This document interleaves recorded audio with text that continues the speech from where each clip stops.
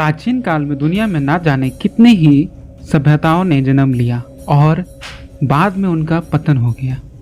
उन्हीं में से एक थी माया सभ्यता, जो मैक्सिको की एक महत्वपूर्ण सभ्यता थी। ये सभ्यता ग्वाटेमाला, मैक्सिको, होंडुरास और युकाटन प्रायद्वीप में स्थापित थी। इस सभ्यता की शुरुआत 1500 ईस्वी में हुई थी और यह 300 ईस्वी से 900 ईस्वी के दौरान अपनी उन्नति के चरम पर थी। कहते हैं कि 16वीं सदी में इस सभ्यता का पूरी तरह से अंत हो गया था, लेकिन उनके पतन की शुरुआत 11वीं सदी से ही हो गई थी। इस प्राचीन सभ्यता का विनाश कैसे हुआ था, ये आज भी एक रहस्य बना हुआ है, जिसका पता लगाने की कोशिश में दुनिया भर के विशेषज्ञ जुटे हुए हैं।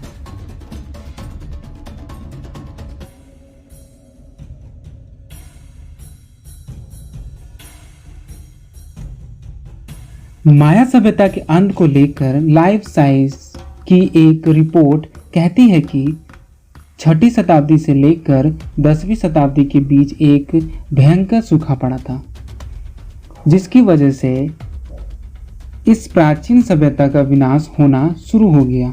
इसके अलावा ये भी कहा जाता है कि कुछ साल पहले शोधकर्ताओं ने बेलीज के प्रसिद्ध ब्लू होल और उसके आसपास मौजूद खनिजों की जांच की थी, जिससे पता चला कि सूखा 800 से 900 ईस्वी के मध्य पड़ाव था, जो इस सभ्यता के विनाश का कारण बना। माया सभ्यता का कैलेंडर तो विश्वविख्यात है।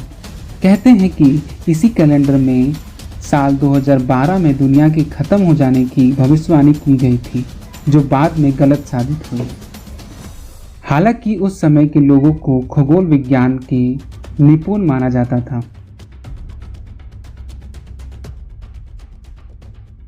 चिचेन इट्जा, जो मैक्सिको में मौजूद है, को माया सभ्यता का एक प्रमुख केंद्र माना जाता है। इसे यूनेस्को की विश्व धरोहर स्थलों में शामिल किया गया है। यहाँ का पिरामिड एक कैस्टिलो आकर्षण का प्रमुख केंद्र है। इसे देखने के लिए दुनिया भर से लोग आते हैं।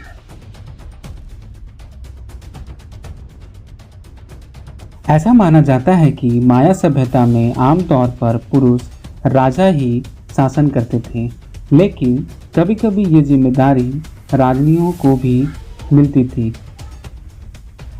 कहा जाता है कि जब नए राजा गद्दी पर बैठते थे तो देवताओं को खुश करने के लिए पहले मानव बलि दी जाती थी, उसके बाद ही राजा सिंहासन पर बैठते थे।